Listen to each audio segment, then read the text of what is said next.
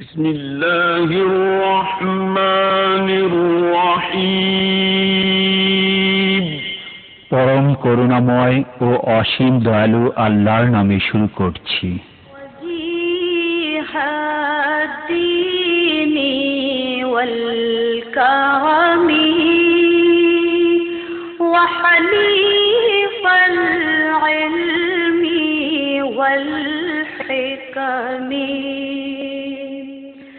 نبي نبي نبي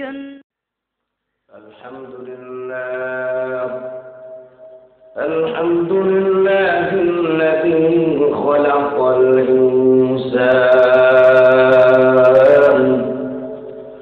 وكرم وعلمه ما لم يعلم وفضل جمالا على جمال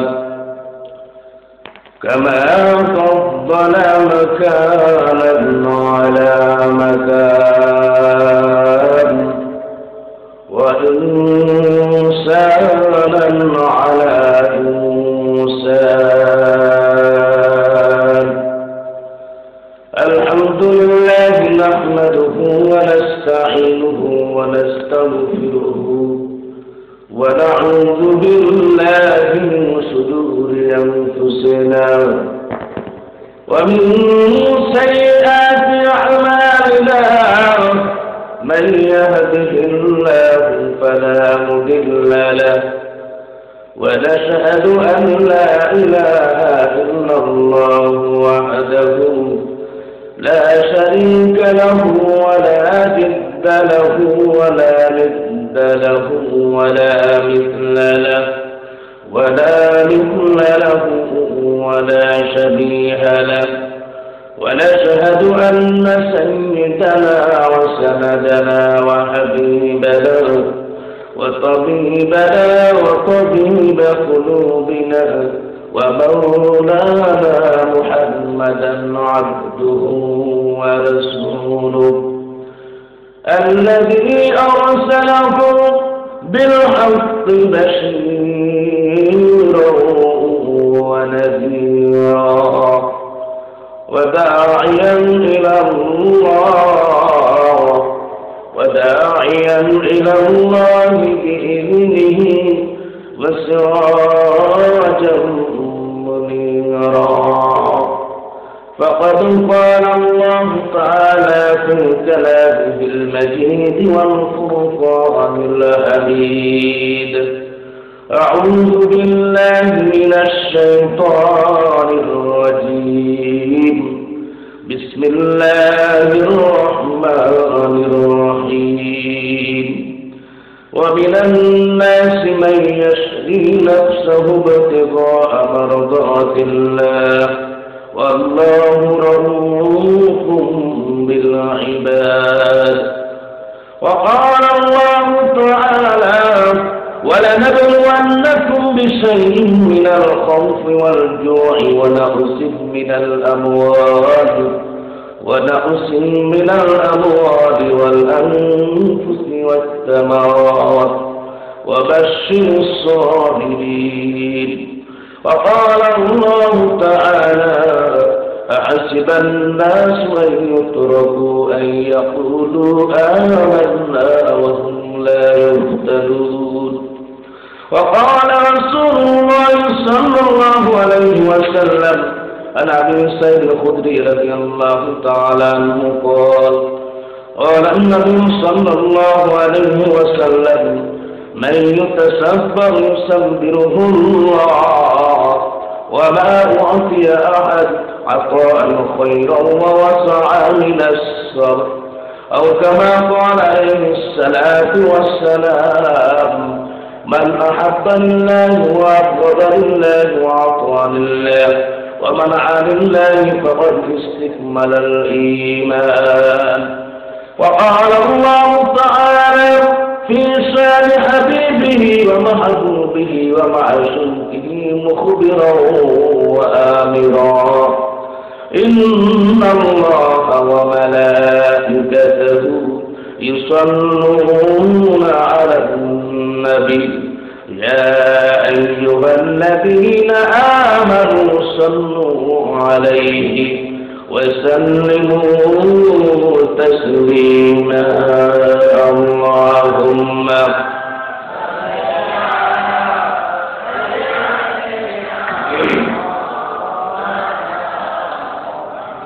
وعلى يده سيدنا مولانا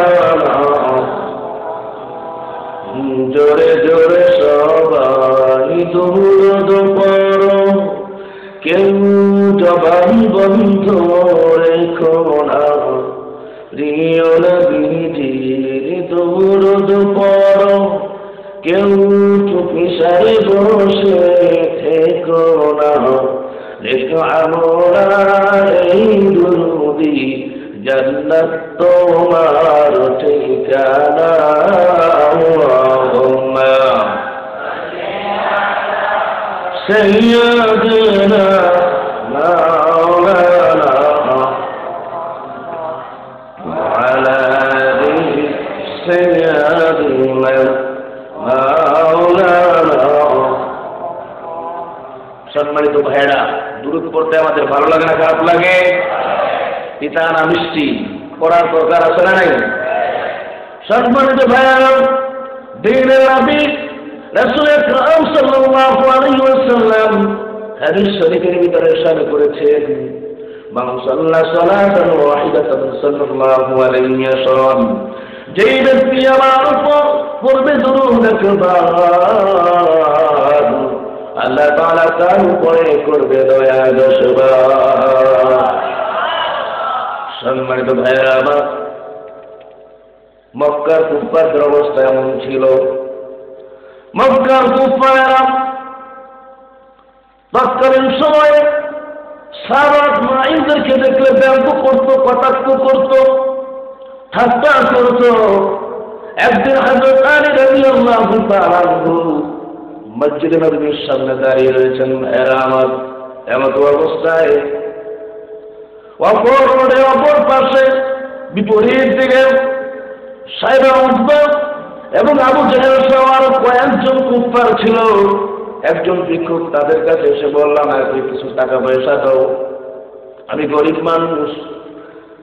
কিন্তু তারা দেখলো ওই কর্নারে দাঁড়িয়ে রয়েছে এমন একজন লোক, তার নাম হচ্ছে হযরত আলী। তাকে কটাক্ষ করার জন্য, অপমান করার জন্য বলা হলো, যাও অমুক ব্যক্তি ধনী লোক এলাকার মধ্যে, তার কাছে যে তুমি টাকা চাও। হযরত আলী রাদিয়াল্লাহু তাআলা ওর সামনে এসে বলল, আমাকে কিছু সহযোগিতা করেন, আমাকে আল্লাহর রাস্তে কিছু দান করেন। অমুক লোকেরা বলছে, আপনি খুব বড় লোক, টাকা পয়সা আপনার আছে। হযরত আলী এইবার বুঝতে পারলেন এটা কাফেরদের একটা ষড়যন্ত্র, আমাকে ঠাট্টা করার জন্য, কটাক্ষ করে আমাকে হেয় প্রতিপন্ন করার জন্য। এইবার তার হাতটাকে সামনে নিলেন, কি যেন পরে মুষ্টিবদ্ধ করে দিলেন। এইবার বললেন, যাও মুষ্টিবদ্ধ হাত কাফেরদের সামনে যে খুলবে। কাফেরদের সামনে যখন যে মুষ্টিবদ্ধ হাত খুলল, ওই হাতের মধ্যে আল্লাহ রাব্বুল আলামিন 1000 স্বর্ণের মুদ্রা রূপান্তর করে দিলেন। সম্মানিত ভাইয়া আমার, উপস্থিত সাহেবা উতবা সহ আবু জাহেল সহ সবাই জিজ্ঞেস করলো, আলী এত টাকা তুমি কোথায় পাইলা? তুমি তো গরিব মানুষ, কোথায় তুমি এত টাকা পাইলা? এইবার হযরত আলী বলে, আমি জানতাম তোমরা আমাকে অপমান করার জন্য আমার কাছে ওই গরিব মানুষটাকে পাঠিয়েছো, কিন্তু আমি জানি আল্লাহ রাব্বুল আলামিন আমাকে হয়তো অপমান করতে পারে, কিন্তু দোজাহানের নবী, নবী মুজাসসাম, নবী মুকাররম হযরত মুহাম্মদুর রাসূলুল্লাহ সাল্লাল্লাহু আলাইহি ওয়াসাল্লাম তাকে অপমান করতে পারে না। এর জন্য আমি প্রিয় নবীজির কয়েকবার দুরূদ পড়ে ওই ভিক্ষুকের হাতকে মুষ্টিবদ্ধ করে দিলাম, আর তোমাদের সামনে খুলতে বললাম। দুরূদের বদৌলতে ওই মুষ্টিবদ্ধ হাতটাকে আল্লাহ রাব্বুল আলামিন 1000 স্বর্ণ মুদ্রায় রূপান্তর করে দিলেন। ভাইয়েরা আমার, সেই দুরূদ আমাদের পড়ার দরকার আছে না নাই? অন্তরে আবেগ দিয়ে ভালোবাসা দিয়ে আমরা সবাই নবীজির দুরূদ পড়ি। আল্লাহুম্মা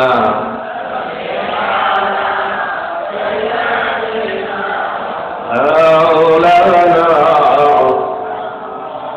وعلى آل سيدنا مولانا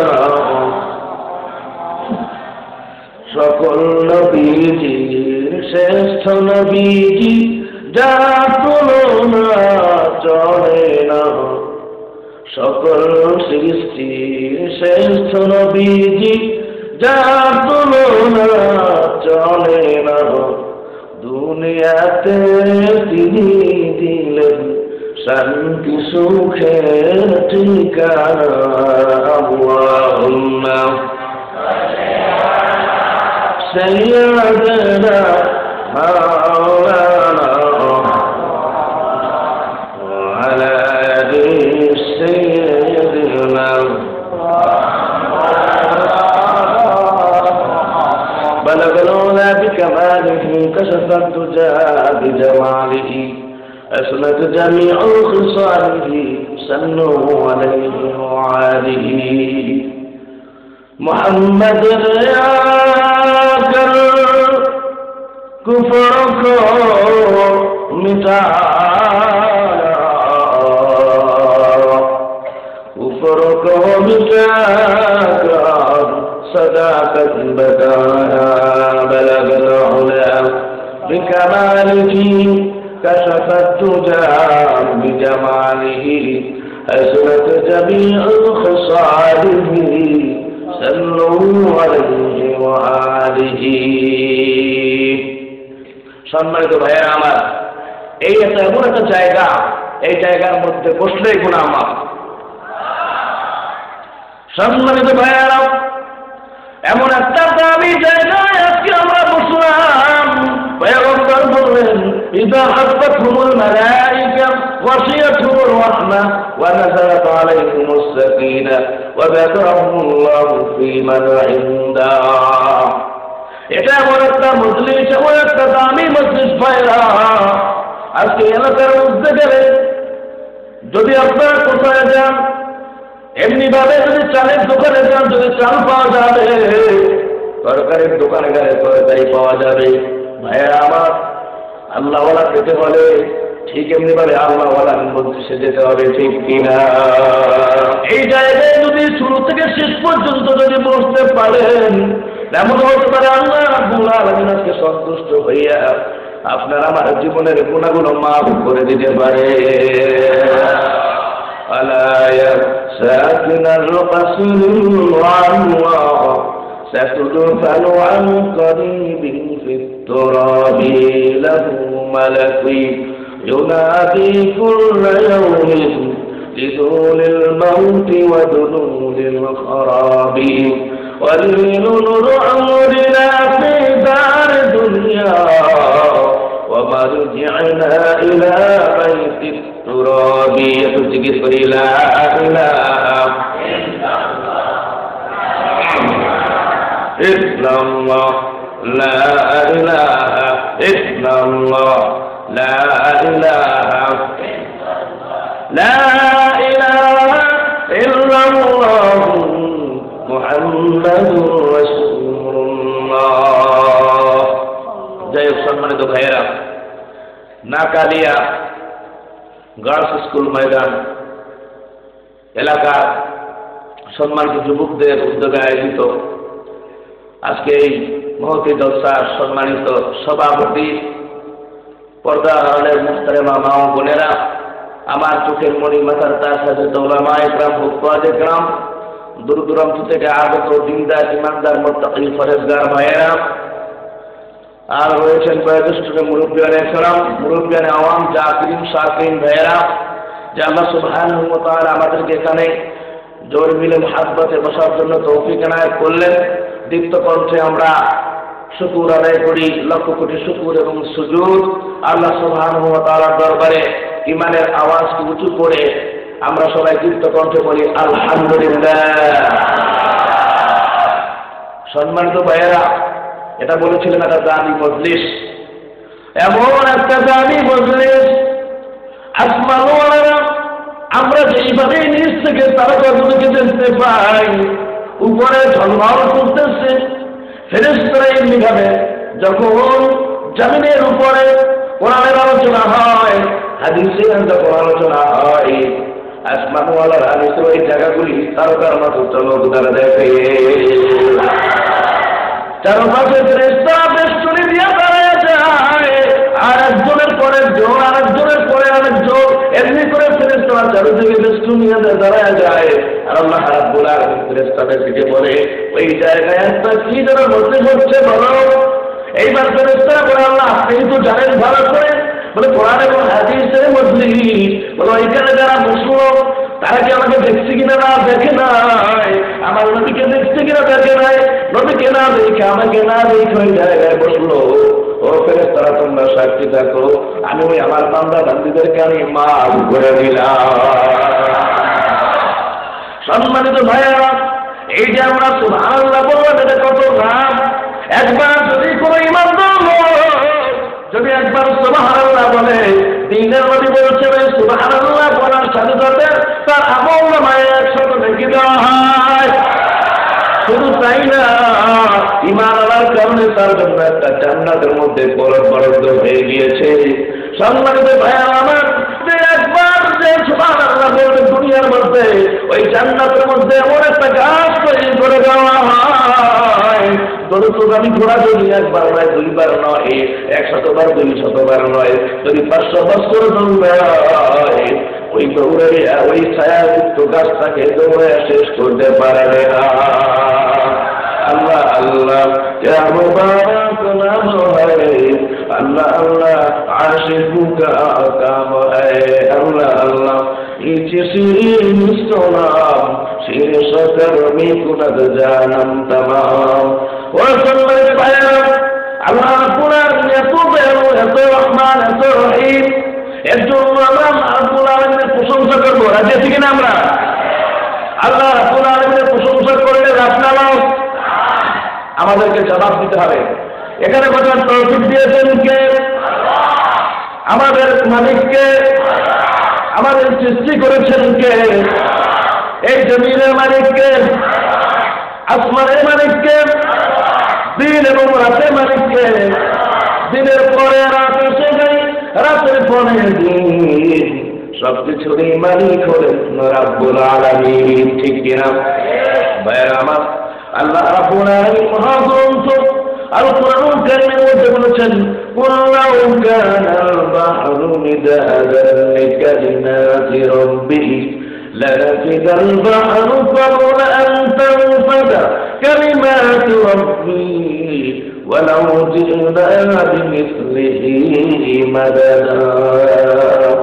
আল্লাহ রাব্বুল আলামিন বলেন, বলো আমার রবের মহিমা যায়, নিশিবানকারী যদি সমুদ্র হয়, অবশ্যই সমুদ্র শেষ হবে সেখানে, অনুরূপ সমুদ্র যদি সাহায্য যায়, তবু মহিমা সকল লেখিয়া যাহা শেষ করা যাবে না। তবু আরো যেটা বলে সুবহানাল্লাহ। ভাইয়েরা আমার, আল্লাহ রাব্বুল আলামিন তিনি হচ্ছেন সব কিছুর মালিক। এই পৃথিবীতে আপনার যত নদীর পানি, সাগরের পানি, এগুলো যদি একসাথে করা হয়, সমস্ত গাছগুলি কেটে তারপর এই গাছ দিয়ে যদি কলম বানানো হয়, আল্লাহ সুবহানাহু ওয়া তাআলার প্রশংসা করে শেষ করা যাবে? সম্মানিত ভাইয়েরা, আল্লাহ রাব্বুল আলামিন মহাগ্রন্থ আল কুরআনুল কারীমের মধ্যে বললেন, وآثروا الحياة الدنيا فإن الجحيم هي المأوى وأما من خاف مقام ربه ونهى النفس عن الهوى فإن الجنة هي المأوى। আল্লাহ সুবহানাহু ওয়া তাআলা বললেন, প্রিয় হবে যাদের দুনিয়ার জীবন, জাহান্নাম হবে তাদের ঠিকানা। তখন দুনিয়াতে যে তোমার তার পরবর্তী একদিন পর্বত সম্মুখে হবে দাঁড়াতে, নিজের অন্তরটাকে করে দমন, খারাপ কাজ সর্বক্ষণ জান্নাত ঠিকানা হবে তাদের। তখন আমরা বলি সুবহানাল্লাহ। ভাইয়েরা আমার, রাসূল আকরাম সাল্লাল্লাহু আলাইহি ওয়াসাল্লাম হাদিস শরীফের ভিতরে ইরশাদ করেছেন, আল ঈমান বিদ'উ ওয়া সাবউনা শা'বা أفضلها قول لا إله إلا الله وأدناها إماتة الأذى عن الطريق والحياء شعبة من الإيمان। রাসূল আকরাম সাল্লাল্লাহু আলাইহি ওয়াসাল্লাম বলেন, ঈমানের ৭৭টি শাখা রয়েছে। কয়টি শাখা? তার মধ্যে সবথেকে উত্তম শাখা হচ্ছে যে বলবে লা ইলাহা ইল্লাল্লাহ। ২ নম্বর শাখা হলো রাস্তাঘাটে যখন এমনি ভাবে আপনি কোন বস্তু এভাবে দেখবেন কষ্টদায়ক বস্তুটা সরার ঈমানের একটা শাখা। ৩ নম্বর শাখা হচ্ছে ওয়াল হায়াউ শু'বাতুম মিনাল ঈমান, লজ্জা হচ্ছে আরেকটি শাখা। রাসূল আকরাম সাল্লাল্লাহু আলাইহি ওয়াসাল্লাম কানা আশাদ্দু হায়াআন মিনাল আযরান ফি খিদরিহা। রাসূল আকরাম সাল্লাল্লাহু আলাইহি ওয়াসাল্লামের এমন লজ্জা ছিল, তার এমন লজ্জা ছিল, একটা কুমারী মেয়ে ঘরের মধ্যে যেইভাবে লজ্জা এত শত হয়ে বসে থাকতো, দ্বীনের নবী রাসূল আকরাম সাল্লাল্লাহু আলাইহি ওয়াসাল্লাম ওই কুমারী মেয়ের পর তার এরকম লজ্জা ছিল। আমরা বলি সুবহানাল্লাহ। সম্মানিত ভাইয়া, এখানে আমরা আসলাম, আল্লাহ রাব্বুল আলামিন আমাদেরকে কত ভালোবাসেন, কত মায়া করেন। তিনি হচ্ছেন রহমান আর রহিম। বিশ্ব হাফি নামে একজন লোক ছিল।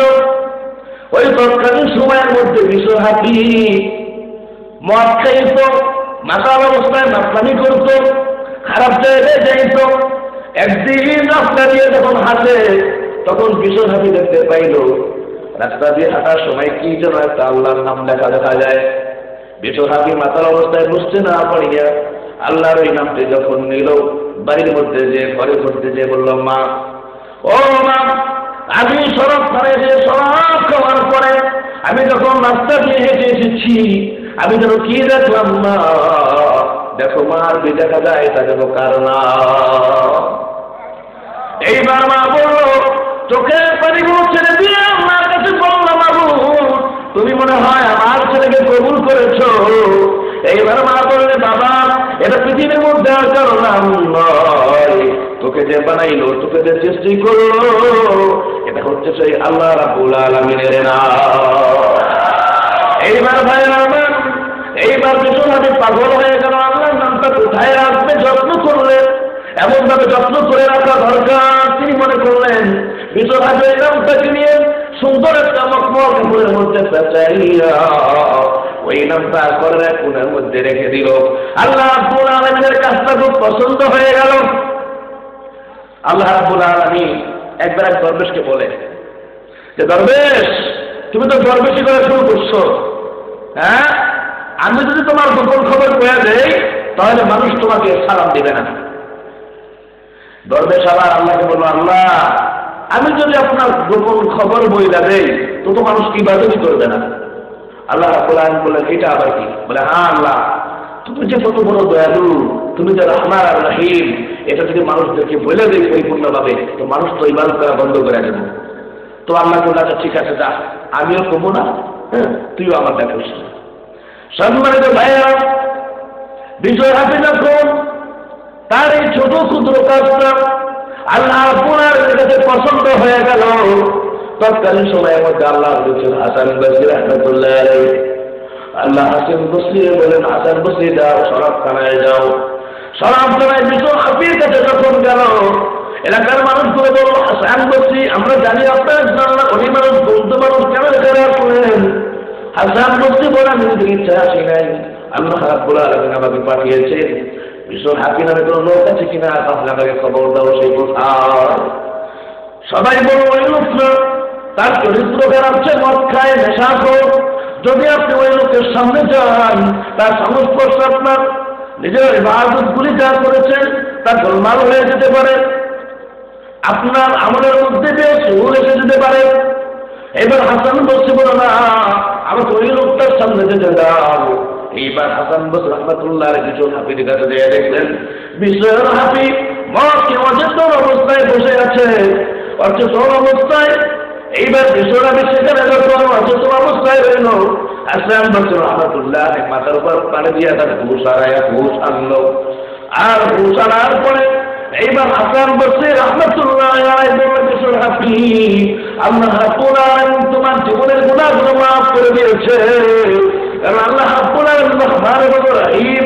তুমি আল্লাহর নামটা এমনি ভাবে এত মর্যাদা দিয়ে স্মল কাপড় দিয়ে তুমি যখন ঘরের ফুলের মধ্যে রাখছো, আল্লাহ রাব্বুল আলামিন খুশি হইয়া তোমার নামটা জাহান্নামের খাতা থেকে যখন লিপিবদ্ধ নামটা ছিল ওই নামটা কাটাইয়া দিয়া আল্লাহ রাব্বুল আলামিন দুনিয়ার জান্নাতি মানুষ বলি আল্লাহর সাথে সংযুক্ত করে দিয়েছে। লা ইলাহা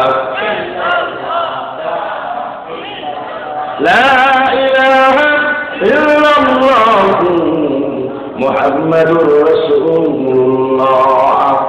এর জন্য ভাইরা আল্লাহ রাব্বুল আলামিন অত্যন্ত দয়াল, আমরা প্রশংসা করব কার জন্য বলেন?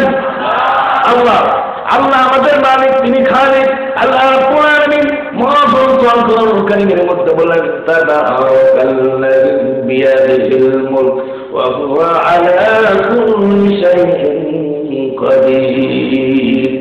আল্লাহ রাব্বুল আলামিন বলেন, মহিমান্বিত সেই সত্তা যার সব কিছু রয়েছে তাহার কর্তৃত্ব রয়েছে তার সমস্ত সময়ে, মহাশক্তিমান তিনি সকল বিষয়।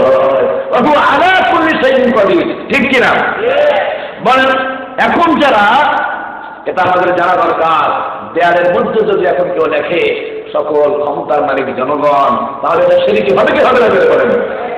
সকল ক্ষমতার মালিককে, আমাদের লালন পালন কর্তাকে, আমাদের রক্ষাকর্তাকে, আমাদের সৃষ্টিকর্তাকে আল্লাহ। কিন্তু হিন্দুরা আছে এটা মানে না, নাউযুবিল্লাহ। হিন্দুদের তিনটা দেবতার কথা আপনাদের কিছু বলে যাই, আপনাদের জানা দরকার।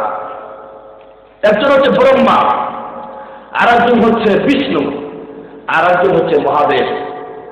হিন্দুরা এই তিন দেবতাকে এক এক কর্তা বলে জানে। এরা ব্রহ্মাকে জানে সৃষ্টিকর্তা, আমরা বলি নাউযুবিল্লাহ। এরা বিষ্ণুকে জানে লালন পালন কর্তা, আমরা বলি নাউযুবিল্লাহ। এরা মহাদেবকে জানে সংহার কর্তা, আমরা জন্য বলি নাউযুবিল্লাহ। এক একজন এক এক ডিপার্টমেন্টে কাজ করে, আর আমাদের আল্লাহ সকল ডিপার্টমেন্টে কাজ করে, ঠিক কিনা জোরে বলেন? এদের চরিত্রের কথা যদি আপনারা শুনেন তো অবাক হয়ে যাবেন। যিনি এদের মহাদেব সংহার কর্তা, হিন্দু ভাই আশেপাশে থাকলে আমি বলবো অনতি বিলম্বে তারা যেন তাদের কিতাবগুলো বইগুলি পড়ে, তাহলে তারা বুঝতে পারবে। মহাদেব যিনি হচ্ছে সংহার কর্তা, নাউযুবিল্লাহ, এই মহাদেব কি করল? ঋষি পত্নীদের সাথে এই মহাদেব ব্যভিচার করত, আমরা বলি নাউযুবিল্লাহ। ব্যভিচার করার পরে ঋষিরা তাকে বদদোয়া দিল, অভিশাপ দিল। অভিশাপের মধ্যে মহাদেবের লিঙ্গ খসে পড়ল। হিন্দু যারা বিধবা মহিলা এই লিঙ্গের পূজা করে, যারা বলেন নাউযুবিল্লাহ। রাসূল বলেছেন, হায়াউ শাআবাতুম মিনাল ঈমান, আপনার লজ্জা হচ্ছে ঈমানের একটি অঙ্গ। তাদের দেবতাদের মধ্যে হচ্ছে এই নির্লজ্জতা, নাউযুবিল্লাহ। চিন্তা করে দেখেন, সে একটা দেবতা, হ্যাঁ, সংহার কর্তা, সে তার ঋষি পত্নীদের সাথে ব্যভিচার করত, আমরা বলি নাউযুবিল্লাহ। এরপরে বিষ্ণু লালন পালন কর্তা, এই বিষ্ণু কি করল? তার ঋষি পত্নী এক শঙ্খচূড়ের স্ত্রীর সাথে ব্যভিচার করল, নাউযুবিল্লাহ। তো ব্যভিচার করার পরে যার সাথে ব্যভিচার করেছে এর নাম হচ্ছে তুলসী। তুলসীর সাথে যখন ব্যভিচার করলো, তুলসী এই দেবতাকে অভিশাপ দিল। আমরা এদিকে তাকাই, কোরআনের কথাগুলো শুনলে লাভ আছে, না শুনলে লস। লাভ কিভাবে? একবার মসজিদে নববীর সামনে রাসূল আকরাম সাল্লাল্লাহু আলাইহি ওয়াসাল্লাম যে কথাগুলো বলতেন, এই কথাগুলি মক্কার কুফারেরা শুনতো না। এবার আঙ্গুল লাগাইছে, কানের মধ্যে আঙ্গুল লাগায় সামনে যাইছে। তো হঠাৎ করে মক্কার একজন কুফার রাসূল আকরাম সাল্লাল্লাহু আলাইহি ওয়াসাল্লাম দরবার দিয়ে যাচ্ছে। হাতের থেকে কি জিনিস যেন পড়ে গেল। রাসূল আকরাম সাল্লাল্লাহু আলাইহি ওয়াসাল্লাম কথা বললেন, সুন্নত কথা ওই মক্কার কুফারটি শুনে ফেলল। ঘটনা হচ্ছে এটা, রাসূল বললেন স্বামী স্ত্রীদের মধ্যে যদি কোনো সম্পর্ক না থাকে তাহলে একই প্লেটের মধ্যে যদি খায় তো আল্লাহ সুবহানাহু ওয়া তাআলা এই একই প্লেটে যে দুইজনে খাইলো দুইজনের মহব্বতকে বৃদ্ধি করে দেন। আমাদের দেশ বাংলাদেশ তো স্ত্রীদেরকে মারার দেশ, অন্যত্র দেশের মধ্যে এরকম নাই। ওই নিম্ন শ্রেণীর লোক যারা আছে বেশিরভাগ বাইরের মানুষের সাথে না পারলে স্ত্রীদের সাথে খুব খারাপ আচরণ করে। একবার এক কৃষক সে ইলিশ মাছ খাবে, ইলিশ মাছ স্ত্রীকে ভালো করে সকালবেলা দিল, যেখানে সুন্দর মতো রান্না করো। আগে যখন ইলিশ মাছ রান্না করা হতো তখন আলহামদুলিল্লাহ মোটামুটি আমরা জানতাম যে ইলিশ মাছ যখন রান্না করা হতো তো পার্শ্ববর্তী বাড়িঘর যা কিছু আছে সুগ্রাম ছড়াই দিত, ঠিক কিনা করেন? এখন আর মাছে তো সেরকম স্বাদ নাই, কারণ সব ফার্ম হয়ে গিয়েছে। তো এখন সকালবেলা স্ত্রীকে মাছ দিয়ে গেল ভালো করে রান্না করতে। কৃষক ইলিশ মাছের লোভে আজকে দুপুরবেলা তাড়াতাড়ি আসছে, ইলিশ মাছ দিয়ে ভাত খাবো, বড় মাছ আনলাম। যদি এই কথা বলতেছিলাম, গরিব মানুষ কৃষক, ঘরটা খোলামেলা ছিল, চোরের ঘরের ভিতরে ঢুকলো, ঘরের ভিতরে ঢুকে দেখে কিছুই নাই, হায় হায়। তো সে নাকের ভিতরে ইলিশ মাছের গন্ধ পাইল, ঢাকনা উঠে দেখে একটু সুন্দর বড় বড় মাছ। এবার চিন্তা করলো, যাক কিছুই যখন পাইলাম না, মাছই খেয়ে দেয়। মাছ একটার পর একটা কিলা শুরু করলো, আর মজা লাগলো। এমন অবস্থায় আবার সেই দুপুর হয়ে গেছে, কৃষক বাস মাছ দিয়ে ভাত খাবে আসলো। তো কৃষক যখন আসবে, চোর চিন্তা করা হচ্ছে চলবে, তাহলে আমি ধরা খাবো। চোর করলো কি দোকানে দিয়ে পলাই, আইসা দেখে ইলিশ মাছ সব সাদা, কিছু ঝোল আর মরিচ কিছু আপনার পাত্রের মধ্যে দেখা যায়। বউ যখন আসছে, বউ এসে দেখে অবস্থা। বউ বলে, খাইছেন এমন ভাবে খাইলেন, আমার জন্য কিছু খাইছেন, কিছু রাখতেন, সবই খাওয়া বলেছেন। এদিক দিয়ে বেড়ার মিজাজ গরম কাজ করে আসছে, ইলিশ মাছ দিয়ে আজকে ভাত খাবে। আর বড় ধরে পাইকারি মারা শুরু করছে, সব খাইয়েছে, এখন আমার কস পাইকারি ধরে কি লাগে ঘুরছে। এখন স্ত্রী উপায় না পায় কয়, আপনি খাইছেন আবার আমার মায় দিচ্ছেন। একজনে কিন্তু সব দেখতেছে উপরে বয়া, সে কিন্তু দেখতেছে, সহ্য করবে না। কিন্তু সে ছোট মনে করছে কাম সারা, আমি তো চুরি করে গেছি, সব দেখে গেছে। চোর নাই না কান ধরে কয় যে ভুল হয়ে গেছে, এবারের মতো মাফ করে দেন, ইলিশ মাছ যা আছে সব খাইছে, আর কোনদিন আইতাম না, এগুলিতে আইতাম না। তো ভাই কথাটা এর জন্য আনলাম যে কিছু সংখ্যক মানুষ আছে অন্য মানুষের সাথে না পাইরা বকা খায়া স্ত্রীদের উপরে খুব আক্রমণ করে, এটা ঠিক না। হ্যাঁ, কোরআন হাদিসের কথা যদি না শুনি, বেপরদায় যদি চলে, আপনি তারা আঘাত করতে পারবেন, যাতে করে তার শরীরে কোনো আপনার হাত দিতে যাতে দুঃখ না পায়, কষ্ট না পায়, এমনি করে মারা যাবে। তো যাই হোক, যেই মক্কার কুফফার রাসূল আকরাম সাল্লাল্লাহু আলাইহি ওয়াসাল্লাম শুনেছিল, সুন্নাত শুনলে না। আজকে যারা আলোচনা শুনছেন এখানে বসে, আল্লাহ রাব্বুল আলামিন তাদেরকে বাঁচায় দিবেন। যারা এমনিভাবে শুনবেন না, কারণ আলোচনা শুনলে মানুষ বেঁচে যায়, আর না শুনলে মানুষ বিপদে পড়ে, একবারে মরার মতো বিপদে। এখন ওই মক্কার কুফফারের অভ্যাস ছিল, তার স্ত্রীর সাথে ভালো ব্যবহার করতো না, পিটাপিটি মারামারি করত। এখন চিন্তা করলো, মুহাম্মদ আজকে একটা গুরুত্বপূর্ণ কথা বলছে, আমার স্ত্রীর সাথে মিল মহব্বত নাই, আজকে দুইজনে একসাথে খাবো। মুহাম্মদ যে সুন্নতের কথাটা বললো, স্বামী স্ত্রী একসাথে খাইলে মহব্বত পয়দা হয়। এদিক দিয়ে স্ত্রী আবার মনে মনে প্ল্যান করলো যে যা করে আল্লাহ একদিন কারণে ও নির্যাতনা সহ্য করতে পারি না, আজকে বিষখায় মেরে ফেলাম। এইবার বাসায় বাড়িতে যখন আসছে, স্ত্রী গ্লাস আগায় দিল, খাবার আগায় দিল, খান পাকা নিয়ে একবার সুন্দর বাতাস। ওই মক্কার কুফফার বলল যে না, একা খাবো না, তোমার সাথে আমার সম্পর্ক বেশি সুবিধা না, যাক আজকে দুজন একসাথে খাই। এখন স্ত্রী বলল, না না আপনি খান, আমি আজকে খাবো না আপনার সাথে, আপনি খান। কারণ আপনি খাইতে বললো কেন? খাবারের মধ্যে গন্ডগোল আছে, কি বলেন, বিষ ঢুকে যাচ্ছে। কয় না, মুহাম্মদ যখন কইছে আজকে দুজনে একসাথে খাবো, দেখি মহব্বত হয় কিনা।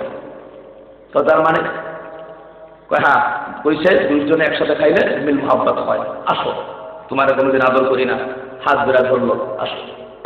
স্ত্রী কেটে দিচ্ছে, আপনি আগে এরকম আদর করলেই তো হইতো, তাইলে তো আমরা করতাম না। কি করছো? বলে করছি, কিন্তু আমি তো বিষ দিয়ে দিচ্ছি, খাইলে তো আজকে মেরে দিতে। বলো কি সর্বনাশ, তাই না? এইবার হঠাৎ করে ওই লোকটা খুব পরে মাথার তরফ মরে গেল, আর স্ত্রীকে বলবো আর দেরি নয়, তাড়াতাড়ি চলো মুহাম্মাদের দরবারে, একটা সুন্নাত শোনার কারণে আজকে আমার জীবন বেঁচে গেল, তাড়াতাড়ি চলো মুহাম্মাদের দরবারে যাই। দুইজনে রাসূল আকরাম সাল্লাল্লাহু আলাইহি ওয়াসাল্লামের দরবারের মধ্যে যাইয়া কালেমা পড়ে মুসলমান হয়ে গেল। তারা বলল লা ইলাহা ইল্লাল্লাহ মুহাম্মাদুর রাসূলুল্লাহ সাল্লাল্লাহু। তো যাই হোক ভাইয়েরা আমার, আলোচনা কোনো শুনি, এগুলো আমাদের জানার দরকার আছে। যে কথা বলতেছিলাম, কার কথা? হিন্দুদের বড় বড় দেবতার কথা।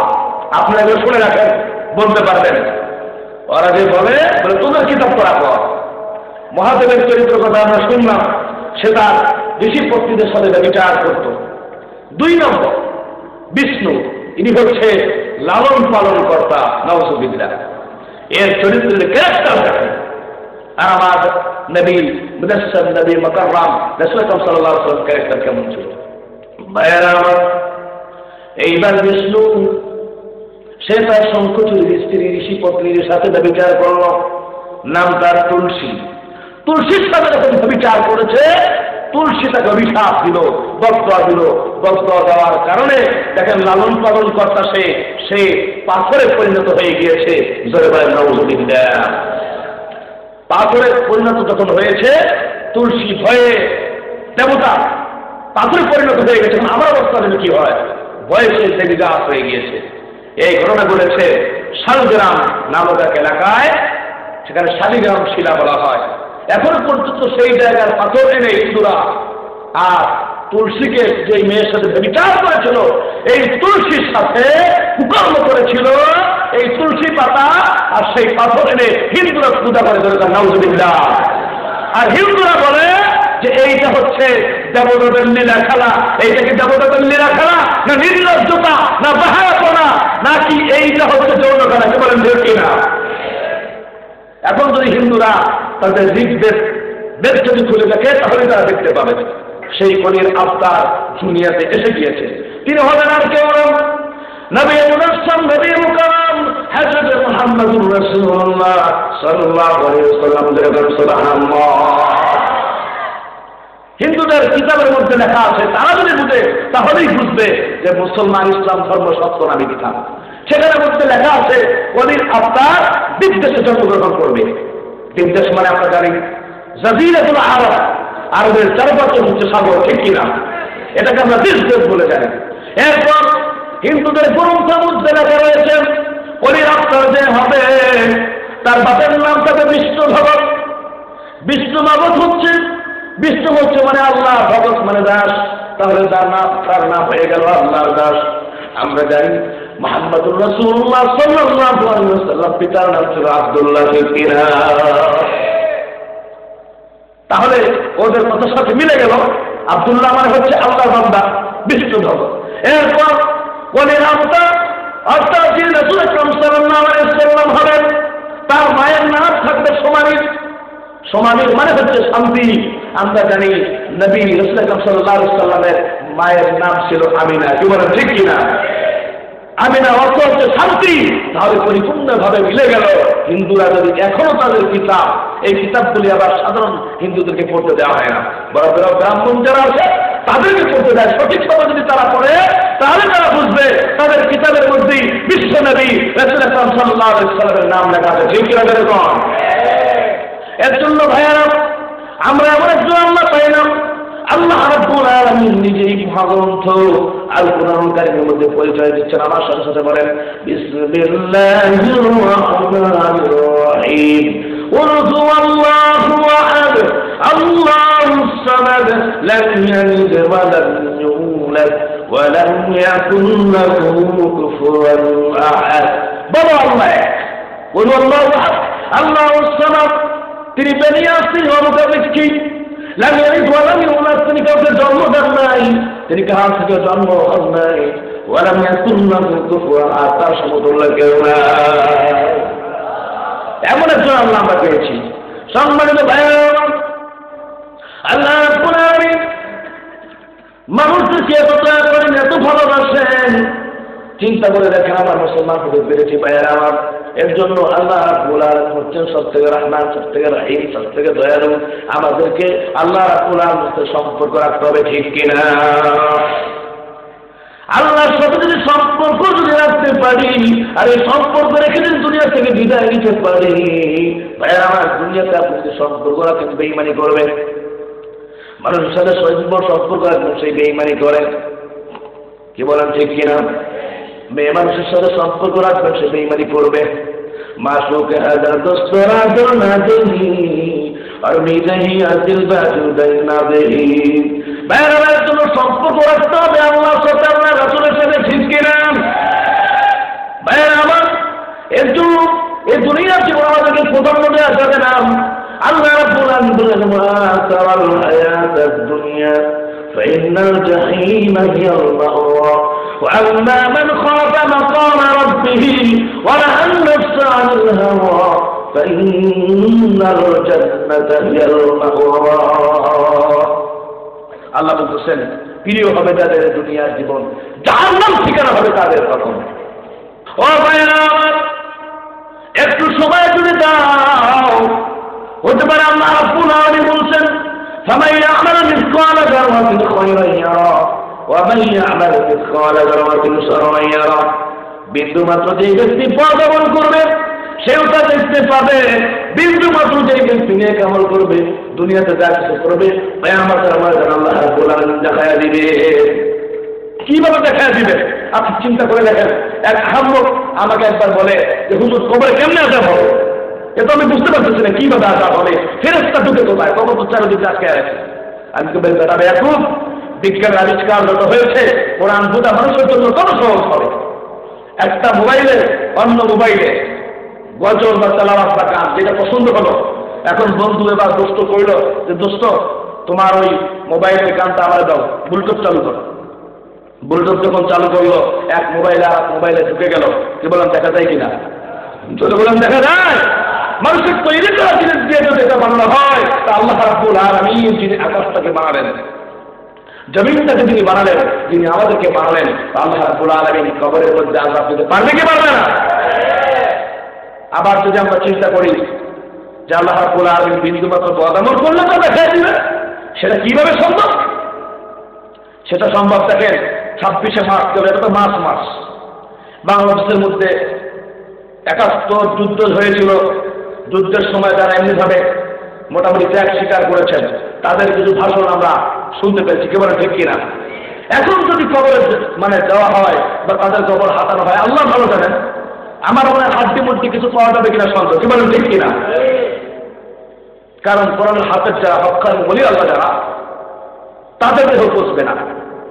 আর এমনিভাবে যাদের দেহ আছে এদের ব্যাপারে কোরআন হাদিসের ব্যাপারে হ্যাঁ এমনিভাবে দেহ পচবে না এই ধরনের কোনো লিখিত নাই সুতরাং আমরা বুঝতে পারি হয়তো কবরের মধ্যে গেলে কিছু পাওয়া যাবে না এখন চিন্তা করে দেখেন ভাইয়েরা 30 বছর আগে অথবা 32 বছর আগে যাই হোক তারা দুনিয়া থেকে বিদায় নিল এখন আপনারা টেলিভিশনের মাধ্যমে দেখতেছেন হ্যাঁ আবার আমরা শুনতে পাচ্ছি হ্যাঁ ট্যাপ রেকর্ডের মাধ্যমে 30 বছর 40 বছর এমনিভাবে নিজের কি করলাম বা না করলাম এটা যদি মানুষ দেখায় দিতে পারে তাহলে পরকালে আল্লাহ সুবহানাহু ওয়া তাআলা আমরা যেটা করেছি আমাদের আমলনামাগুলো আল্লাহ রাব্বুল আলামিন আবার দেখাতে পারবেন না এবার সন্দেহ আছে কারো তখন আল্লাহ বলবেন যে তোমার কিতাব পরে তোমার আমলনামা কাফা বিনাফসিকা আল-ইয়াওমা আলাইকা হাসিবা তোমার আমলনামা পড়ার জন্য তুমিই যথেষ্ট সম্মানিত ভাইয়েরা আমার আমি বলতেছিলাম সম্পর্ক রাখতে হবে একমাত্র আল্লাহ রাব্বুল আলামিনের কাছে এবং আল্লাহ রাসূলের কাছে আল্লাহ রাসূলের সাথে যদি সম্পর্ক রাখতে পারি রাসূলের সুন্নাতগুলো যদি মানতে পারি মান হাব্বা সুন্নতি ফাকাদ হাব্বানি ওয়া মান হাব্বানি কানা মাই ফিল জান্নাহ যেই ব্যক্তি আমার সুন্নতকে ভালোবাসলো সে আমাকে ভালোবাসলো, আমাকে যে ভালোবাসলো কিয়ামতের ময়দানে আমার সাথে জান্নাতে যাবে। একটা সুন্নত যদি পালন করতে পারে, মান তামাসসাকা বিসুন্নতি ইন্না ফাসাদি উম্মতি ফালাহু আসমিয়াত শাহীদ, উম্মতের উপরে ফিতনা ফাসাদ আসিবে যখন শত শহীদের সওয়াব নিবে ধরলে সুন্নাত মোর। ভাইয়ার আমার, এর জন্য আমাদের সব থেকে আপন হচ্ছে আল্লাহ রাব্বুল আলামিন।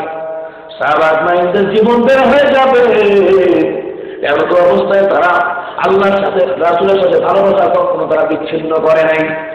তারা এইদের বিচার গ্রহণ করে একবার দমকা বাজিয়ে চারদিক থেকে দমকা বাজিয়ে খবর দেওয়া হলো হযরত খুবাইব রাদিয়াল্লাহু তাআলা আনহু মুহাম্মদের সহচর রাসূল সাল্লাল্লাহু আলাইহি ওয়াসাল্লাম সাহাবী অ্যারেস্ট হয়েছে, তাকে শুলে চড়ানো হবে। ভাইয়ের আমার, মক্কার কুফফারদের মধ্যে এমন অবস্থা হলো, মক্কার কুফফারদের মধ্যে বদরের যুদ্ধের পরে এমন অবস্থা হয়ে গেল, মুসলমানদের সাথে পরাজয় বরণ করার কারণে হযরত খুবাইব রাদিয়াল্লাহু তাআলা আনহুকে অ্যারেস্ট করা হলো। হযরত খুবাইব রাদিয়াল্লাহু তাআলা আনহুকে শুলে চড়ানো হবে। এই কথা ডিক্লেয়ার করার পরে মক্কার কুফফারদের মধ্যে একটা চাঞ্চল্য অনেকদিন পরে ফিরে আসলো। তারা সবাই যেন সন্তুষ্ট চিত্তে, ছোট মানুষ এবং বড় বৃদ্ধ মানুষ, সকল প্রকার মানুষেরা এসে বিশাল প্রান্তরে হাজির হয়ে গেল। কেউ ইটার মারে, কেউ বা কথা বলে, কেউ বা বলে আমাদের পিতা মাতার ধর্ম ত্যাগকারী। এক একজনে এক এক মতে হযরত খুবাইব রাদিয়াল্লাহু তাআলা আনহু নির্বিকারে তিনি দাঁড়িয়ে রয়েছেন, কোনো কথা বলেন না। এইবার মক্কার কুফফারদের মধ্যে থেকে একজন সেনাবাহিনীর লিডার বলল, ও খুবাইব, একটু পরে তোমাকে শুলে চড়িয়ে তোমাকে শেষ করা হবে, বলো তোমার শেষ ইচ্ছা কিছু আছে নাকি?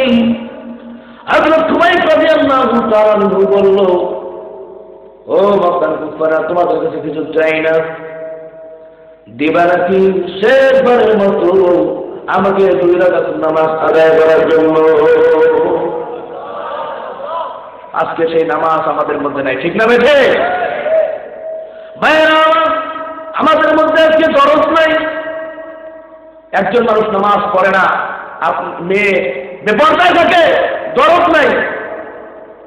যুবকদের উপরে মিসইউজ করবেন না, আমি দয়া করে বলতেছি, এদের সাথে ভালো ব্যবহার করে। আপনার ছেলে কথা শুনতেছে না, আপনার মেয়ে কথা শুনতেছে না, বেপরদায় চলে, আপনার ছেলে কথা শুনতেছে না, ওয়াজ তো শুনলে তো লাভ হবে না, আমল করতে হবে। কথাগুলো বলে যায়, খুব গুরুত্বপূর্ণ কথা। ভাইয়েরা আমার, মুসলমানের জন্য আরেকজন মুসলমানের দরদ থাকতে হবে, মায়া থাকতে হবে।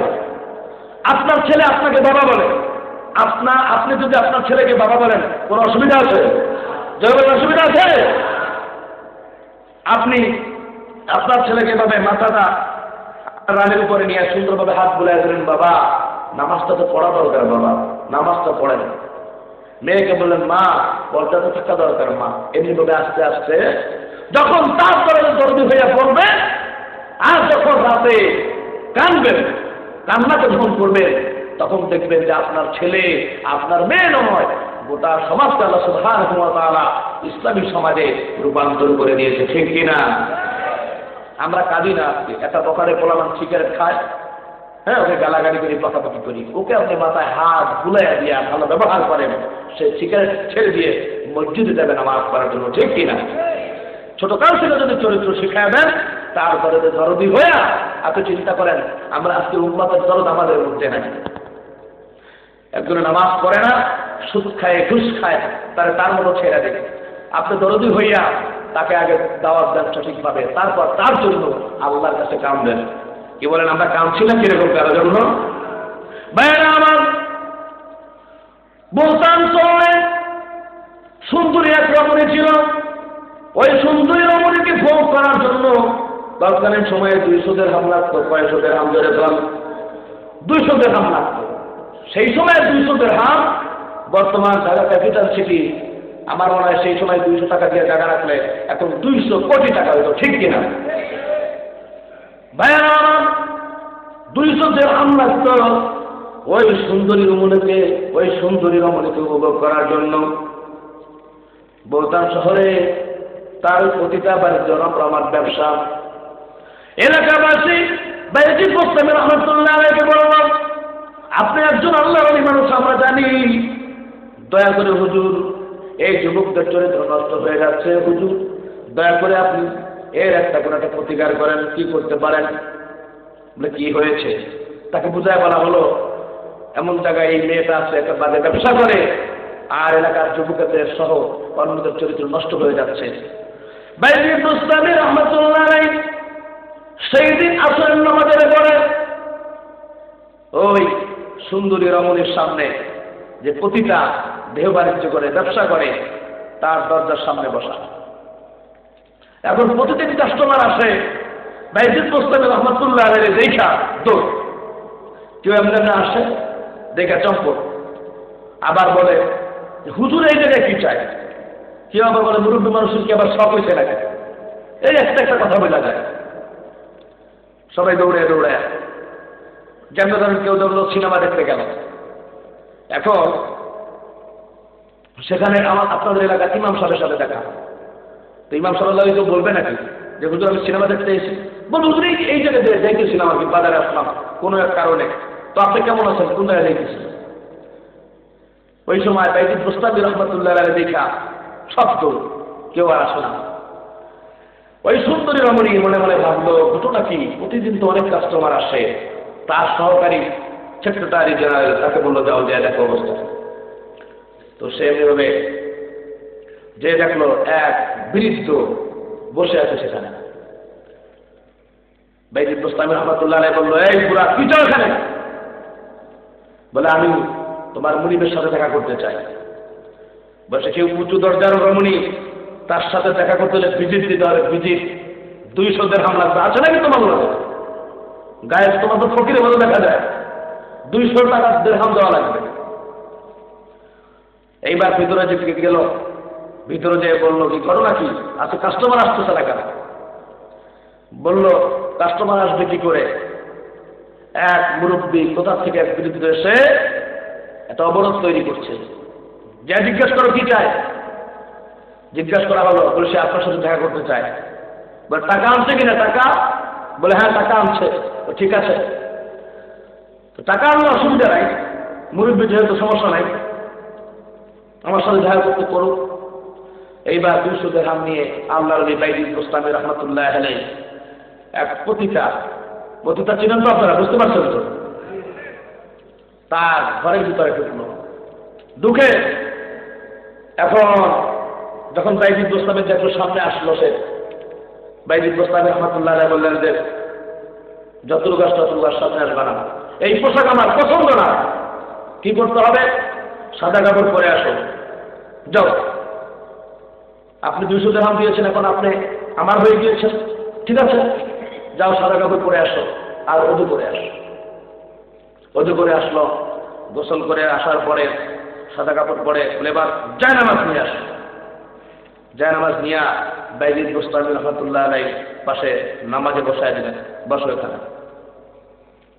সম্মানিত ভাইয়েরা, বাইজিদ বোস্তামি রহমাতুল্লাহ আলাইহি ওই একটা রমণীর জন্য দেখেন কি দরদ।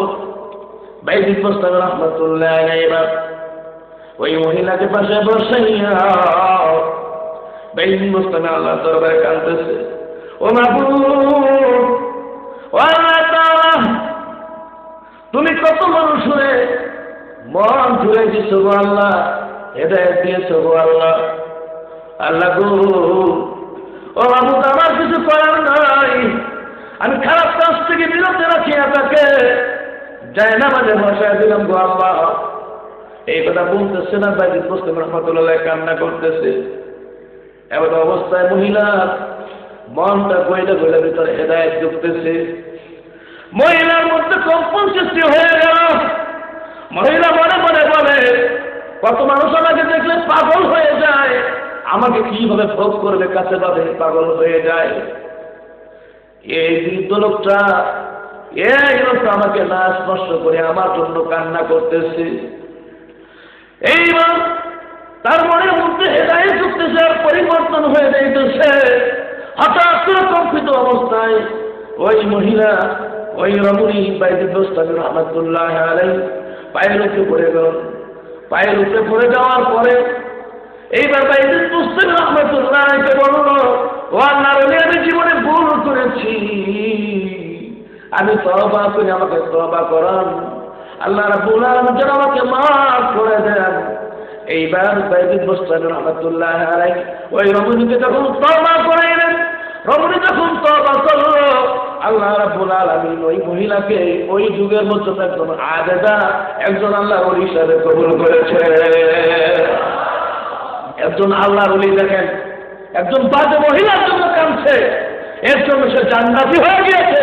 আপনি আমি এই সমাজের জন্য কয়দিন কাঁদছি, রাত্রেবেলা কাঁদবো এবং দিনে দাওয়াত দেবো ইনশাআল্লাহ। আমরা রাজি আছি তো ভাইয়েরা আমার? যেই কথা বলতেছিলাম, নামাজ যদি আমাদের মধ্যে তৈরি করে দেওয়া যায়, সমাজের মধ্যে ছেলেগুলো এমনিভাবে ইফটিজিং করবে না, মেয়েগুলো এমনিভাবে রাস্তাঘাটে গেলে অপদস্থ হবে না, যদি নামাজটা চালু করে দিতে পারি। আল্লাহ রাব্বুল আলামিনের ওয়াদা আছে, ইন্নাস সালাতা তানহা আনিল ফাহশাই ওয়াল মুনকার। ভাইয়েরা আমার, এইবার তাবেঈনের বিশাল প্রান্তরে হযরত খুবাইব রাদিয়াল্লাহু তাআলা আনহু, মনে আছে তো আপনাদের? হযরত খুবাইব রাদিয়াল্লাহু তাআলা আনহু এইবার বলল, ও মক্কার কুফাররা, তোমাদের কাছে কিছু চাই না, দিবানা কি শেষবারের মতো আমাকে 2 রাকাত নামাজ পড়ার জন্য। হযরত খুবাইব রাদিয়াল্লাহু তাআলা আনহু বলল, তাড়াতাড়ি পড়ে নাও। কাফেরদের মৃত্যুর সামনে হযরত খুবাইব রাদিয়াল্লাহু তাআলা আনহু 2 রাকাত নামাজ আদায় করলো। অনেক সময় নিয়ে নামাজ পড়তেছে, পড়তে খুব মজা লাগে। ভাইরা আমার, আজকে আমরা নামাজের মধ্যে হিসাব করি, ব্যবসার হিসাব করি, চাকরির হিসাব করি, টেলিভিশনে কবে কি খেলা দেখছিলাম, কি দেখছিলাম না দেখছিলাম, এগুলো চোখের মধ্যে বাসে, ঠিক কিনা? ভাইরা আমার, নামাজ যদি নামাজের মতো হয়, ওই নামাজ তোমার জন্য জান্নাতে যাওয়ার জন্য সাক্ষী হয়ে যাবে। আর নামাজ যদি নামাজের মতো না হয়, ওই নামাজটাকে হাতের মধ্যে তোমরা নিয়ে তোমার চেহারার মধ্যে নিক্ষেপ করা হবে। আল্লাহর দুশমন, তুই ধ্বংস হয়ে যা, যেভাবে আমাকে ধ্বংস করলি। হাদিস শরীফের ভিতরে আসছে যে এমনি আপনার ফজরের নামাজ থেকে জোহর পর্যন্ত, জোহর থেকে আসর পর্যন্ত, আসর থেকে মাগরিব পর্যন্ত, মাগরিব থেকে এশা পর্যন্ত এমনিভাবে তার কবরের মধ্যে একটা সাপ থাকবে, সেই সাপটাকে দংশন করা শুরু করবে। আর একবার দংশন করলে 70 হাত মাটির নিচে চলে যাবে। আল্লাহ আমাদেরকে হেফাজত করে, আমরা বলি আমিন। নামাজ যদি পড়তে পারি ভাই, 5টা পুরস্কার আল্লাহ দিবেন। নামাজের হেফাজত করিবে যেজন, দাঁড়িবে আল্লাহ তাকে 5টি রতন। মৃত্যু কষ্ট হবে না কম, কবরে আযাব তার হবে না কখন।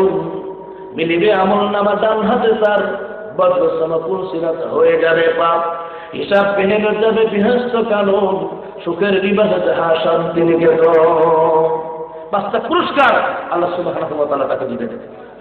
ভাইয়েরা আমার, এইবার হযরত খুবাইব রাদিয়াল্লাহু তাআলা আনহু কাফেরদের বেষ্টনীর সামনে 2 রাকাত নামাজ আদায় করলেন। কাফেররা, মক্কা কুফাররা দেখলো কাফেরদের বেষ্টনীর সামনে এমনভাবে নামাজ আদায় করতেছে, তারা একে অপরকে দাঁড়াইয়া বলে, মৃত্যুর অন্তিম মুহূর্তে একটু পরে তাকে শুনে চালানো হবে, দুনিয়া থেকে বিদায় করে দেওয়া হবে, একটু পরে দুনিয়া থেকে মরে যাবে, দুনিয়া থেকে চলে যাবে। কি সুন্দরভাবে নামাজ আদায় করলো।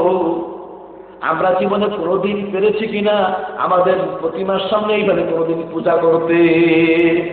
তাদের সেই সময় তাদের অন্তরটাকে, মনটাকে পুরে পুরে খাচ্ছিল।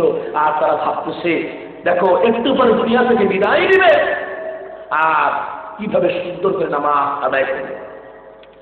একজন এক আল্লাহ বলি এক দেশের বাদশা ছিল, তার বন্ধুকে বলতেছে, দোস্ত আমি বুঝতে পারতেছি না কিসের জন্য যেন আমার আখিরাতের পরকালের কথা আমার চিন্তাই আসে না। তো দোস্তকে বলতে, ঠিক আছে চিন্তায় আসে না, দেখি তোমার জন্য কি করতে পারি। 1 সপ্তাহ গেল, হঠাৎ করে দোস্তকে বলো, দোস্ত আমার মনের মধ্যে তো ফিকির আসছিল, চিন্তা ভাবনা হচ্ছে এটা, তুমি তো আমার বন্ধু মানুষ, আমাকে বিশ্বাস করো না? হ্যাঁ করি। তো তুমি তো বাদশা হইলা, আমার একটু মনে চায় একদিন একটু আমার জন্য লিখে দাও, যাতে করে আমি তোমার রাজ্যের বাদশা হতে পারি। কথা ঠিক আছে, এভাবে লিখে দিল, আজ থেকে আমার বন্ধু এই রাজ্যের বাদশা, এই নাম। এখন এখন চিন্তা করেন, প্রধানমন্ত্রী প্রাইম মিনিস্টারের যে পাওয়ার, বাদশার যে পাওয়ার, এখন ওই বাদশার বন্ধু চলে আসলো কি আসলো না? বাদশার দায়িত্ব বুঝে পেয়ে এখন বন্ধু বলল, আমার যে বন্ধু যে বাদশা, তাকে অ্যারেস্ট করো। অ্যারেস্ট করা হলো, ডঙ্কা বাজিয়ে দেওয়া হলো। আগামী 24 ঘন্টার মধ্যে তার ফাঁসি কার্যকর করা হবে। এখন বন্ধু বলে, তুমি আমার সাথে এইবারে এই ধরনের বেইমানি করতে পারো? এই ধরনের বেইমানি? হ্যাঁ, আমি তো একটা মতলব খুঁজতেছিলাম কিভাবে তোমার হাত থেকে এভাবে রাজ্যটা ছিনিয়ে নিতে পারি। দেখ, তোমাকে যদি আমি ফাঁসি না দিই, তাহলে আমি রাজ্যের কার্য ঠিক মতো পরিচালনা করতে পারবো না। তো তোমার 24 ঘন্টা তো তোমার ফাঁসি। এখন মাশাআল্লাহ চারদিকে ডিক্লার দিয়ে দিল, ডঙ্কা বাজিয়ে, যে তাকে ফাঁসি হবে। ফাঁসি যখন ডিক্লারেশন দিল, মোটামুটি 8 ঘন্টা আগে বাদশার মনটাকে সন্তুষ্ট করার জন্য সুন্দর সুন্দর মহিলাগুলো পাঠাইল, যাও 8 ঘন্টা সময় আছে। আর এখন বাদশা বলল, 8 ঘন্টা যখন সময় আছে, তো আমার বন্ধুর সামনে এখন তোমরা একটু যাও। সুন্দর সুন্দর মাইয়া পাঠাই দিল, যাও নাইচা গাইয়া আমার বন্ধুর মনটা একটু মানে মোটামুটি একটু শান্ত করে দিয়ে আসো। সে তো 8 ঘন্টা পরে দুনিয়া থেকে বিদায় নেবে। গেল সুন্দর সুন্দর মহিলারা এমনি বাদশার সামনে, একটু আনন্দ দেওয়ার জন্য। বাদশা কি আর আনন্দ করবে, 8 ঘন্টা পর তার ফাঁসি। ওইদিকে যায় না, চোখে কান্না, আর চিন্তা করে সারা জীবন কি করলাম, কি জবাব দিতে হবে, হায় হায় আখিরাতে যে কি অবস্থা হবে, কবরে যে কি অবস্থা হবে, এগুলো শুধু বাদশা চিন্তা করছে। এরপর 4 ঘন্টা যখন হলো, বাদশার সামনে মোটামুটি ফল ফ্রুট অনেক কিছু নিয়ে আসা হলো। যাও, আমার বন্ধু তো মারা যাবে, দুনিয়া থেকে তো বিদায় নেবে, যাও ফল ফ্রুট যা কিছু আছে তার সামনে নিয়ে যাও। তো ফল ফ্রুট সামনে লয়ে গেল। তো বাদশা কি আর খাইব, স্বাস্থ্য চিকন হয়ে গেছে, কোনো খাওয়া নাই, কিছু নাই। একটু পরে দুনিয়া থেকে বিদায় নেবে, আর কাঁদতেছে। চিন্তা করেন, একটু পরে ফাঁসি, তাকে খাওয়ার জন্য আছে? এমনি ভাবে যখন 5 মিনিট সময় যখন আছেন, ওই বাদশাকে বলা হলো, নিয়ে আসো, 5 মিনিট পরে ফাঁসি কার্যকর করা হবে। হাতের মধ্যে যখন রশি বাঁধলো, মাথার উপরে আপনারা জানেন কালো একটা পোশাকের মতো পরানো হয়, টুপি পরানো হয়, ঠিক কিনা? টুপি পরাইলো, পিছনে বলে হাত যখন তার বাঁধলো, জোরে জোরে চিল্লা কাঁদতেছে, আর বলে, আর কালেমা পরে খালি কালেমা পরে আল্লাহ কাছে কাঁদতেছে, আর কাঁদতেছে, আর বলে লা ইলাহা ইল্লাল্লাহ, কাঁদতেছে, আল্লাহ কি জানে কি হয়। ঠিক যখন 1 মিনিট যখন আর বাকি আছে, এমন অবস্থায় হাতের উপরে রুমাল, 5টা রুমালটা ছেড়ে দিলে ফাঁসি কার্যকর, জল্লাদ রেডি। এবার যখন রুমালটা যখন ফেলে দেবে, রুমালটা ফেলল না, বললো, যাও আমার যে বন্ধু বাসা, তাকে মাফ করে দেওয়া হলো, তাকে ছেড়ে দাও। তাকে যখন ছেড়ে দেওয়া হলো, এইবার বন্ধু বলল, দোস্ত আপনার রাজ্য আপনাকে ফিরে দিলাম। 1 সপ্তাহ আগে আপনি বলছিলেন কবরের কথা আপনার চিন্তা হয় না, আখিরাতের কথা আপনার স্মরণ হয় না, আপনার আল্লাহর কথা নাকি মনে হয় না। এই 24 ঘন্টা আপনি কিভাবে কাটিয়েছিলেন বলে? এইভাবে বাদশা বলে, দোস্ত চরম শিক্ষা হয়েছে আমার এমন শিক্ষা হয়েছে, ওই 24 ঘন্টার মধ্যে খাওয়া পিনা আমার কিছুই মনে ছিল না। সারা জীবন যে ইবাদত করছি, কাজ করেছি, কবরে গেলে কি হবে, আমার শুধু এই চিন্তাই ছিল। এইবার বাদশা বললাম, ও আমার বন্ধু, আপনাকে তো আমি 24 ঘন্টা সময় দিয়েছিলাম, আর আপনাকে তো আপনাকে 1 মিনিটও সময় দিবে না, 1 সেকেন্ডও আপনাকে সময় দিবে না। আপনি যদি এখন যদি ঠিক হয়ে যান, 24 ঘন্টার সময় আপনি জানতে পারলেন, আজরাইল আপনাকে 1 মিনিট সময় দিবে না। ও আমার দোস্ত, আমার বন্ধু, তাহলে আপনি 1 সেকেন্ড সময় পাবেন না, তার কোনো ভরসা নাই। কিভাবে আপনার মনের মধ্যে আপনার চিন্তা আসে না? জিজ্ঞেস করলো, কিভাবে আসে না? ভাইয়া আমার, পরকালের চিন্তার জন্য থাকা উচিত। এইবার তারা এই বিশাল প্রান্তরে হযরত খুবাইব রাদিয়াল্লাহু তাআলা 2 রাকাত নামাজ পড়তেছে। নামাজ শেষে হযরত খুবাইব রাদিয়াল্লাহু তাআলা মুখে চুলের মধ্যে আটকানো, চুলের আটকাইয়া হযরত খুবাইব রাদিয়াল্লাহু তাআলা তাকে শহীদ করে দেওয়া হবে। চারদিক থেকে তীরন্দাজ বাহিনী এইবারে ওই মক্কার কুফারে মক্কার সৈন্যরা তীরন্দাজ বাহিনীকে চারদিক থেকে রাখলো। এমনি ব্যবহারটা হয়ে যাবে হযরত খুবাইব রাদিয়াল্লাহু তাআলা থেকে চান্দির মতো তার শরীরটা যেন চলে যাবে, শেষ হয়ে যাবে।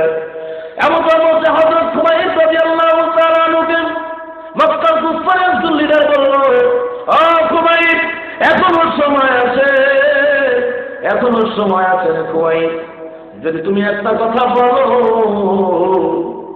ও খুবাইব, যদি তুমি একটা কথা বলো যে তোমার জায়গায় মুহাম্মদকে আনা হবে আর তুমি খুশি হয়ে যাবা, এই কথা বললে আমরা তোমাকে ছেড়ে দিব আর তুমি তোমার পিতামাতার সহিত ছেড়ে দেখা করতে পারবা, চলে যেতে পারবা। হযরত খুবাইব রাদিয়াল্লাহু তাআলা বজ্র ধ্বনি দিয়ে হযরত খুবাইব রাদিয়াল্লাহু তাআলা বললেন, এটা কখনো হতে পারে না। ও আল্লাহ তাআলা, আল্লাহ রাব্বুল আলামিন, আল্লাহ তুমি দেখো তোমার রাসূল কিভাবে মহব্বত করি। ও আল্লাহ তাআলা, একটু খুবাইবকে যদি তুমি আবার দুনিয়াতে নতুন করে পাঠাও, তবুও আমরা কখনো চাইবো না সাহাবীরা আমরা এমন ভাবে রাসূলকে ভালোবাসি, আমি কখনো চাইবো না আমার জীবনের বিনিময়ে রাসূল আকরাম সাল্লাল্লাহু আলাইহি ওয়াসাল্লামের গায়ে একটা কাঁটা ফুটে। আজকে রাসূলকে বকা দেওয়া হচ্ছে, রাসূলের সুন্নত মানা হচ্ছে না, রাসূলকে সুন্নত নিয়ে উল্টা পাল্টা কথা বলা হচ্ছে পত্রিকার মাধ্যমে, লিখনের মাধ্যমে, আর আমাদের মুসলমানদের মধ্যে কোনো চেতনা নেই। ঠিক কিনা বলেন? আমরা সকল মুসলমান রাসূলের বিরুদ্ধে যদি কোনো কথা বলা হয়, কোরআনের বিরুদ্ধে যদি কোনো কথা বলা হয়, তাহলে আমরা ইনশাআল্লাহ সকল মুসলমান সোচ্চার হয়ে সেটা অবশ্যই প্রতিহত করবো। রাজি আছেন আপনারা? আল্লাহ পাক আমাদেরকে আমল করার তৌফিক দান করুন। আল্লাহুম্মা আমিন।